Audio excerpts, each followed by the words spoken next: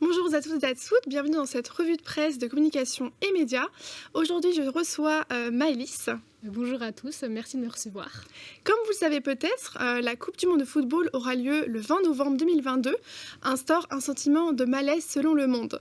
Et pour cause, il en fait beaucoup parler sur les réseaux sociaux puisque la construction du stade de foot a provoqué de nombreux dégâts tels que les conditions de travail qui sont désastreuses pour les ouvriers et qui a causé de nombreux morts sur les chantiers. En effet, selon The Guardian, il y aurait plus de 65 000 victimes. Les Échos parlent d'un boycott qu'auraient mis en place certaines villes françaises telles que Lille, décidant de ne pas diffuser les matchs sur les écrans géants, comme on peut le voir sur ce tweet de Martine Aubry, qui est maire de Lille.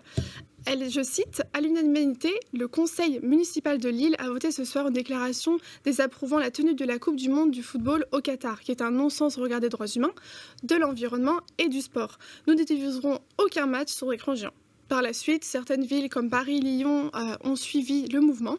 Dernièrement, les règles très strictes pour les supporters ont fait réagir. Le journal Le QG en fait la liste. On peut y voir des règles sur les tenues vestimentaires, comme l'interdiction de porter des t-shirts à manches longues, des shorts pour les hommes, ou encore des règles de bienséance pour les bonnes manières à suivre. Les événements ont énormément été critiqués sur les réseaux sociaux pour être aussi un désastre pour l'environnement, puisque 7 des 8 stades seront climatisés alors qu'ils sont à ciel ouvert. Les internautes sont en colère. On le voit dans ce tweet. On va faire le bilan de la Coupe du monde du Qatar, stade climatisé, pendant que nous, on nous demande de faire le tri.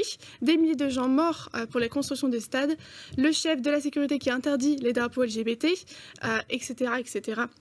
Nous vous tiendrons au courant de la suite des événements dans les jours à venir et nous allons parler de Twitter qui, en se focalisant sur son rachat par Elon Musk, qui a créé également de nombreux débats. En effet, le jeudi 27 octobre, le patron de Tesla a racheté Twitter, mais ce rachat n'est malheureusement pas profitable à tout le monde. En effet, comme l'annonce Le Parisien donc dans leur article du 5 novembre, Elon Musk a dit qu'il n'avait pas d'autre choix que de licencier près de 50% des employés.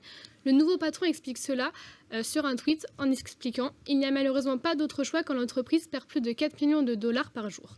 Mais ce n'est pas tout. Le Monde nous apprend également que Elon Musk souhaite créer un abonnement à 8 dollars par mois pour certifier son compte Twitter. Mais rappelons que c'est un service qui est actuellement gratuit.